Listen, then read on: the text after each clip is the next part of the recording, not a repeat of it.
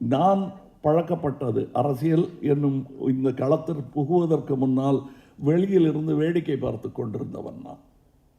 என் தகப்பனார் சுதந்திரம் வருவதற்கு முன்னாடி காங்கிரஸ்காரர், சுதந்திரம் வந்ததற்கு பிறகும் காங்கிரஸ்காரர்.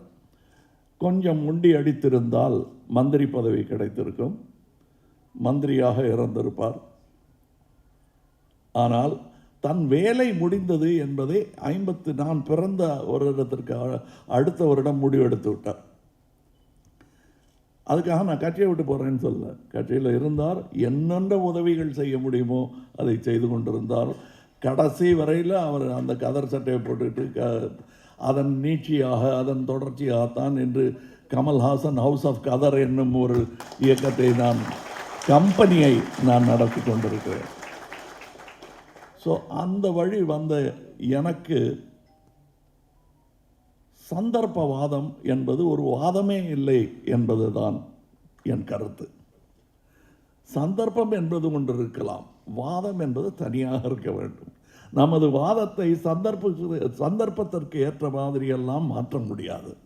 அப்படின்னா ரிமோட் எடுத்து அடிச்சிங்களே டிவியில், அந்த ஆள் தானே இப்போ அங்கே போகிறீங்க அப்படின்னு சொன்னாங்க. ஐயா, ரிமோட் இன்னும் கையில் தான் இருக்குது.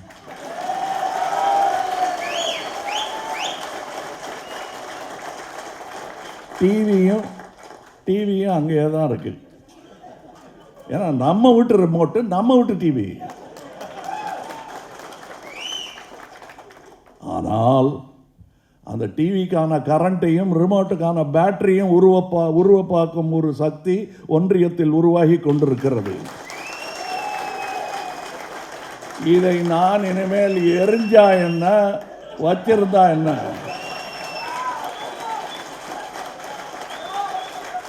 அந்த மாதிரி செய்கைகளுக்கு இனி அர்த்தமே இல்லாமல் போய்விடும்.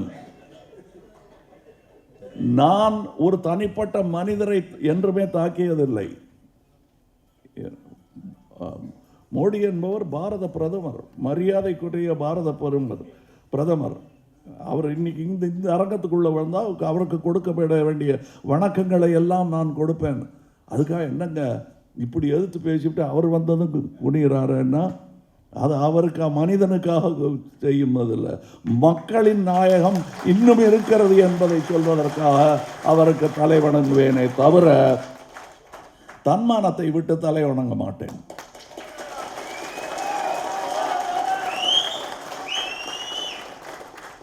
எழுபது வருடமாக உங்களுக்கெல்லாம் குழந்தை இங்கே வெள்ளை தாடி வைத்திருப்பவர்கள் எல்லாம் தாடியே முளைக்காத பல் முளைக்காத பிள்ளைகளாக இருந்த காலத்தில் இருந்து சொல்லி சொல்லி சாதியம் பேசாதீர்கள் என்று வளர்த்த குழந்தைகள் தான் இன்று வெள்ளைத்தலையுடன் அமர்ந்திருக்கிறார்கள். அவர்களுக்கு மறுபடியும் சாதி கற்றுக் கொடுக்கும் ஒரு மாபெரும் திட்டத்தை வகுத்துக் கொண்டிருக்கும் ஒரு கட்சியோ திட்டமோ எவ்வளவு பெரியதாக இருந்தாலும் அதை தகர்க்க வேண்டியது என் கடமை. என்னை கேட்டார்கள், உங்கள் அரசியல், அதாவது ஒரு அரசியல் களத்தில் தன் எதிரி யார் என்பதை முடிவு செய்த பிறகுதான் வெற்றி நிச்சயம்.